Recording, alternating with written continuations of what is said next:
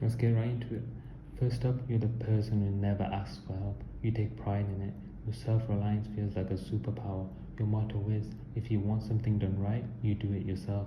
You were that kid who figured things out alone because you never really wanted to be a burden. But this isn't a superpower. But this superpower you're so proud of isn't a personality trait, it's a scar. When a child learns over and over depending on others is unreliable and therefore unsafe, they make a vow to themselves, never again. They become their own parent, their own provider, their own safety net. Think of it as a fortress. As a child, you had to build a fortress around yourself to stay safe. You're incredibly good at building walls, but you never really learned how to let anyone inside. Now, as an adult, that fortress leads to burnout. You take on everything at work, refuse to delegate, and wonder why you're exhausted. In a relationship, you solve your own problems and let your partner never see you struggle, creating a wall of invisible distance.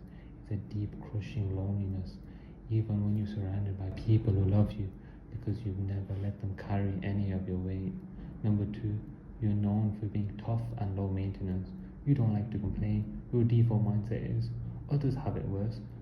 You see it as being strong, as having perspective. But what you call toughness is actually a form of emotional neglect. You learn to turn on yourself. As a child, you learn that your needs and your feelings and your problems were inconveniences. They were secondary to the bigger, more important problems of the adults around you. Your feelings were met with silence or worse, punishment. Think of it as an emotional echo. If you shout into a canyon, that silence comes back at you. If you shout into a canyon and only silence comes back, you eventually stop shouting. You've learned to silence your own feelings because no one was there to hear them. Today that makes it incredibly difficult to even know what you're feeling, let alone express it. You've downplayed your pain, telling yourself it's not a big deal when it is. This leaves you feeling profoundly disconnected from your own inner world,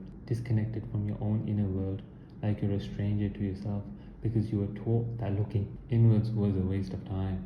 Number three, you have incredibly high standards for yourself. You're an achiever. You've been the one who always gets it done. You get it done perfectly. People admire your drive because drive isn't about ambition. It's a desperate, lifelong search for safety and validation. When you were young, you learned dangerous lessons that love and approval are conditional when they're tied to your performance. Good grades, being the good kid, causing no trouble. Your value wasn't inherited. It was had to be earned over and over again. Your life became like a tightrope act. As long as you perform perfectly, you're safe. But you believe that one misstep will lead you to catastrophe. This now shows up as crippling fear of failure. You struggle with imposter syndrome, convinced of any moment that you'll be exposed as a fraud. And the worst part is, you get almost no joy from your accomplishments. The moment you achieve something, the relief only lasts a second before your brain says, okay, what's next? You have to prove yourself again. Number four, you have a powerful work ethic, but you can't stand being idle. You see it as being productivity, not lazy. You're telling yourself you just enjoy being busy, but this isn't just about productivity. It's about being inability to feel safe when you're rested. If your first childhood environment was chaotic or unpredictable, you learned that you always had to be on your duty. You had to be watching, worrying, or working to prevent the next bad thing from happening. Rest felt dangerous. You think of yourself as a soldier who had to come home from the battlefield. But when you're in a safe place, your body is still primed for conflict. You can't power down because your nervous system doesn't know the war is over. As an adult, it means that you feel a deep guilt whenever you're trying to relax. You might even turn your hobbies into a stressful job, completing deadlines and goals. You're consistently running on adrenaline, which leads to chronic stress, feeling that you never felt allowed to just stop. Number five, you find yourself attracted to complex people, even people who are a bit of a mess. You see their potential and you feel a desperate satisfaction in helping them grow.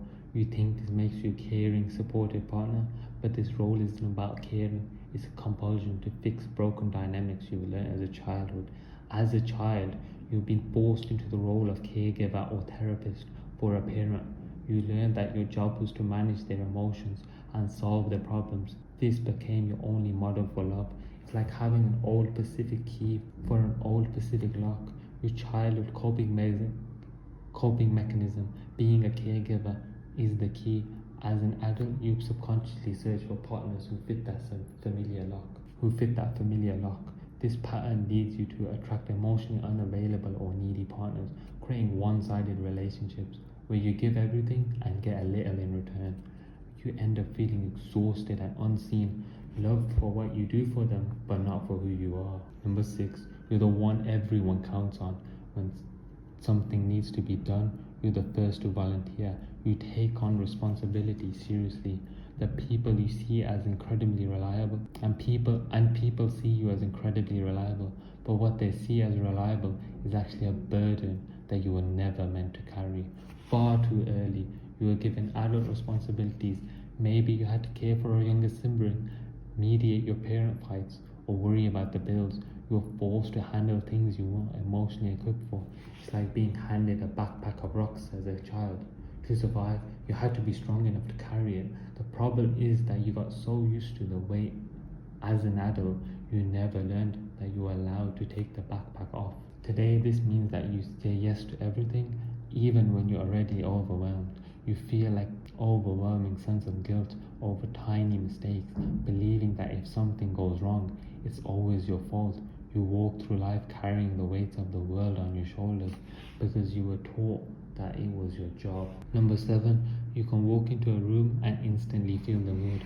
You're incredibly intuitive and you can read people like a book.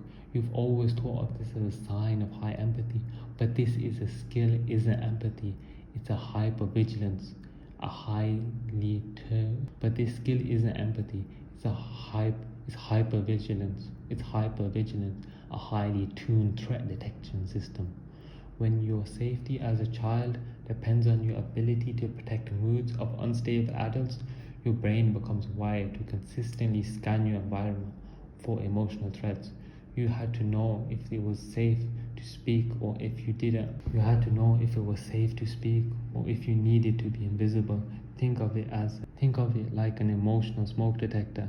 A good one tells you that it's a fire, but yours is so sensitive.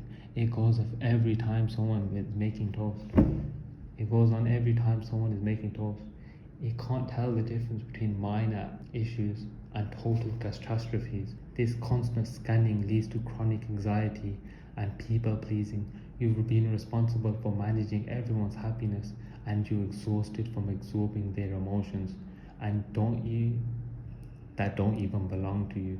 It's a constant low level hum of stress that never ever turns off. Number 8, people have always called you an old soul. They say you're wise beyond